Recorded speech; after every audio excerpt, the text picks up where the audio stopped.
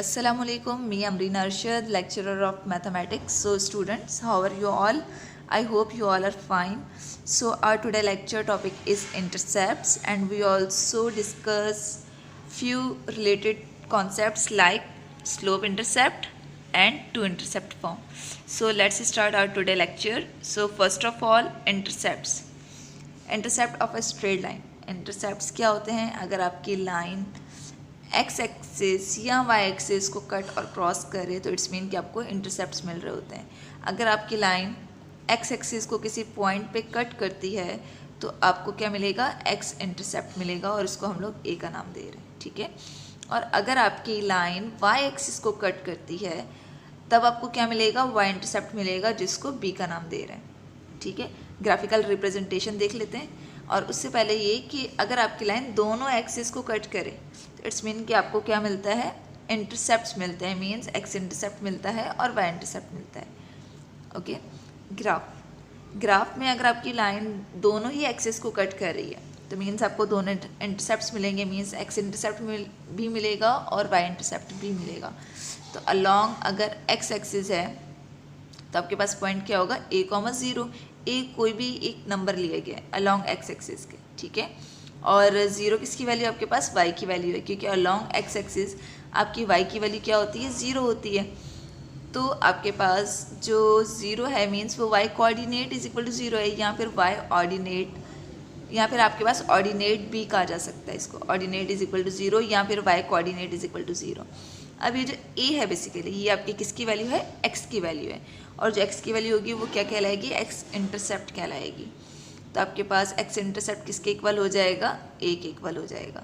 अब इसी तरीके से अलॉन्ग y एक्सिस आपके पास जो पॉइंट है वो क्या है? 0, b. और 0 किसकी वैल्यू? आपके पास x की वैल्यू है, और b किसकी वैल्यू? आपके पास y की वैल्यू है. इट्स मीन कि आपके पास जो y इंटरसेप्ट होगा वो क्या कहलाएगा? b. सही है. और 0 किसकी वैल्यू है? आपके पास x कोऑर्डिनेट की, जो कि है 0 के इक्वल. यहाँ x कोऑर्डिनेट या फिर एब्सिसा इक्वल टू 0, या फिर x coordinate is equal to 0. Slope intercept क्या होता है आपके पास? स्लोप क्या होता है? Rate of change in y axis with respect to the x axis. Means rate of change होता है along, means rate of change in y axis with x axis. अब ग्राफिकल रिप्रेजेंटेशन में हम लोग स्लोप को किस तरीके से, किस टेक्निक से यूज़ कर रहे होते हैं? राइज ओवर रन के टेक्निक से. ठीक है. अब स्लोप इंटरसेप्ट क्या होता है? अगर आपकी लीनियर इक्वेशन इस फॉर्म में लिखी जाए तो उसको क्या कह रहे होते हैं? Slope intercept form. Means y is equal to mx plus b. अब जिस तरीके से आपके पास फार्मूला है स्लोप इंटरसेप्ट का, इट्स मीन कि यहाँ पे स्लोप भी इसमें यूज़ होना चाहिए और इंटरसेप्ट भी यूज़ होना चाहिए. और यहाँ पे अब कौन सा इंटरसेप्ट यूज़ हो रहा है? आपके पास b. और b किसको शो कर रहा है? आपके पास y इंटरसेप्ट को. और m किसको शो कर रहा है? आपके पास स्लोप को. ठीक है. अब इसकी इंपॉर्टेंस क्या होती है स्लोप इंटरसेप्ट फॉर्म की? अगर आपके पास इक्वेशन इस फॉर्म में लिखी भी हो या गिवन हो तो इसका आप डायरेक्ट ग्राफिकल रिप्रेजेंटेशन बना सकते हैं. जिस तरीके से हम लोग ने स्लोप के टॉपिक में किया था कि हमारे पास स्लोप और पॉइंट गिवन था, तो हम लोग ने इसकी ग्राफिकल रिप्रेजेंटेशन दिखा सकते थे. अब इस तरीके से हम लोग ने यहाँ पे इसकी ग्राफिकल रिप्रेजेंटेशन देख लेते हैं. आपके पास जो x के साथ जो चीज़ होती है वो क्या होती है? आपके पास स्लोप होता है. ठीक है. और स्लोप की टेक्निक कौन सी यूज़ करनी है आपने? राइज ओवर रन वाली. और b किसकी वैल्यू आपके पास? y इंटरसेप्ट की. ठीक है. अब जब आप ग्राफिकल रिप्रेजेंटेशन को स्टार्ट करोगे तो सबसे पहले आपने इंटरसेप्ट को लोकेट करना है. मतलब जो भी वैल्यू इंटरसेप्ट की गिवन होगी आपने पहले उसको बनाना है, एंड देन आपने स्लोप को मेंशन करना है राइज ओवर रन की टेक्निक को यूज़ करते हुए. ग्राफिकल आपको पता है कि स्केलिंग कैसे की जाती है. 1 small box is equal to 1. Means along x axis और अलॉन्ग वाई एक्सिस दोनों की स्केलिंग सेम रखी गई है कि यहाँ पे 1 small box is equal to 1 है. ठीक है. तो सबसे पहले आपका y इंटरसेप्ट क्योंकि 2 की इक्वल है तो आपके अलॉन्ग y एक्सिस वैल्यू आएगी. इट्स मीन कि 1 एंड 2 यहाँ पे आपकी वैल्यू आ गई. अब उसके बाद आपने स्लोप को मेंशन करना है. स्लोप को कैसे मेंशन करोगे? Rise over run. अब ये 2 किसको शो कर रहा है? Along y axis. Means rate in change in y. Y में कितना चेंज आएगा, मतलब हमें कितने स्टेप्स जाना है, ऊपर जाना है या डाउनवर्ड जाना है। आपकी वैल्यू यहाँ पे 2 क्या है, पॉजिटिव है, इट्स मीन कि हमें अपवर्ड जाना है। तो मीन्स यहीं से जहाँ पे 2 है यहीं से स्टार्ट करेंगे, मीन्स 1 and 2, तो हमने 2 स्टेप ऊपर गए। अब run means along x axis, हमें किस तरफ जाना है, राइट साइड पे या लेफ्ट साइड पे। अगर पॉजिटिव वैल्यू इट्स मीन कि हमें राइट साइड पे मूव करना है। तो 3 स्टेप हम लोग ने यहाँ से मूव किए, 1 2 and 3, तो यहाँ पे पॉइंट आ जाएगा। अगर आपके पास 2 पॉइंट्स आ चुके हैं तो हम लोग क्या कर सकते हैं, हम स्ट्रेट लाइन अपनी ड्रॉ कर सकते हैं। ठीक है, तो ये एक इसका यूज़ होता है कि अगर हमारे पास डायरेक्ट इक्वेशन हो तो हम इसकी ग्राफिकल रिप्रेजेंटेशन बना सकते हैं।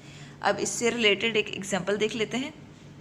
आपके पास इक्वेशन ऑफ स्ट्रेट लाइन आपने बनानी है, मींस इक्वेशन फाइंड आउट करनी है यूजिंग डेटा में क्या गिवन है, वाई इंटरसेप्ट गिवन है एंड स्लोप गिवन है। मींस आपके पास डायरेक्ट इंटरसेप्ट भी गिवन है और स्लोप भी गिवन है। तो डायरेक्ट आप क्या करोगे, फार्मूले को यूज़ करोगे, y is equal to m x plus b. M के आपके पास स्लोप है और बी के आपके पास इंटरसेप्ट है। तो आपने क्या करना है, डायरेक्ट वो वैल्यू पुट करनी है और आपके पास slope intercept means equation of straight line बन जाएगी। इसके बाद टू इंटरसेप्ट फॉर्म क्या होता है। स्लोप के लेक्चर में आपको एक चीज़ पता है कि अगर स्ट्रेट लाइन हो तो उसका slope through out the line same होता है। तो हम लोग वही टेक्निक यहाँ पे यूज़ करने वाले हैं। तो सबसे पहले हम लोग दोनों एक्सिस मीन्स क्योंकि टू इंटरसेप्ट की बात कर रहे हैं तो आपके पास एक लाइन दोनों ही एक्सिस को कट करे तो वो फिर टू इंटरसेप्ट फॉर्म बनेगी। तो आपके पास स्ट्रेट लाइन दोनों ही एक्सिस को कट कर रही है। यहाँ पे हमने along x axis a,0 point ले लिया है और along y axis 0,b point ले लिया है। ठीक है, अब यहाँ पे हमें एक और पॉइंट लेना होगा। सपोज कर रहे हैं कि वो ये वाला पॉइंट है और इसको हम लोग वैल्यू क्या दे रहे हैं, पी एक्स कॉमा वाई। ठीक है, तो अब आपको पता है कि अगर आपके पास 3 पॉइंट्स हैं तो P से लेकर A तक का स्लोप और P से लेकर B तक का स्लोप सेम मतलब इक्वल होता है। ठीक है, तो हम यही टेक्निक यहाँ पे यूज़ करने वाले हैं कि slope of AP is equal to slope of BP। ठीक है, और अब यहाँ पे हम लोग स्लोप का फार्मूला यूज़ कर रहे हैं, m is equal to y2 minus y1 upon x2 minus x1। ठीक है, बेसिकली हम लोग यहाँ पे टू इंटरसेप्ट फॉर्म का फार्मूले को बनाने वाले, मीन्स हम लोग इसमें से डिटरमाइन करेंगे कि हमें टू इंटरसेप्ट फॉर्म का फार्मूला क्या होता है। तो हम लोग ये वाली टेक्निक को यूज़ करेंगे, slope of AP is equal to slope of BP। अब क्या होने वाला है कि अब जब A और P तक का स्लोप अगर आप निकालोगे तो y2 माइनस y1, y2 यहाँ पे क्या है आपके पास बेसिकली y है और y1 क्या है आपके पास 0 है और आपके पास x2 क्या है x और x1 क्या है 0। तो आपके लेफ्ट साइड पे आपने वैल्यूज पुट की, इसी तरीके से आपने राइट साइड पे भी स्लोप ऑफ BP में भी वो वैल्यूज पुट कर दोगे। उसके बाद क्या होगा, क्योंकि आपके पास y माइनस 0 इज़ y और x माइनस 0 इज़ x। अब इसके बाद क्रॉस मल्टीप्लिकेशन हो जाएगी, means x multiply by y and then दोनों ब्रैकेट्स x माइनस ए और x माइनस बी दोनों मल्टीप्लाई होके क्या बनेगा, x y minus b x minus a y plus a b. अब आपकी right side x minus y और x minus y यहाँ पे दोनों कैंसिल आउट हो जाएंगे। अब यहाँ पे जो रिमेनिंग टर्म्स रहेंगी वो minus b x minus a Y और प्लस ए बी रहेगा। तो ये जो दोनों माइनस की टर्म्स हैं आप अपनी लेफ्ट साइड पे a y is equal to a b. अब जब आपके पास ये वाली इक्वेशन आ चुकी है तो अब अपने लेफ़्ट और राइट दोनों साइड पे क्या चीज़ डिवाइड करनी है, ए बी। तो जब आपके पास ए बी दोनों तरफ डिवाइड होगा तो आपके पास जो लेफ़्ट साइड पर है वो यहाँ से बी एंड बी यहाँ से कैंसिल आउट हो जाएगा और यहाँ से ए और ए कैंसिल आउट हो जाएगा और आपके पास जो रिमेनिंग जो आपके पास फॉर्म रहेगी वो क्या रहेगी, a over x plus y over b is equal to 1। और ये जो फॉर्म है बेसिकली आपके पास क्या कहलाती है, टू इंटरसेप्ट फॉर्म, क्योंकि आपके पास जो डिनोमिनेटर्स हैं उसमें क्या चीज़ नज़र आ रही है, ए और बी, और न्यूमिनेटर में क्या चीज़ नज़र आ रही है, x and y. X y आपके वेरिएबल्स होते हैं और ए बी बेसिकली आपके इंटरसेप्ट्स को शो कर रहे हैं। आपको पता है कि ए किसको शो करता है, एक्स इंटरसेप्ट को, और बी किसको शो करता है आपके पास वाई इंटरसेप्ट को।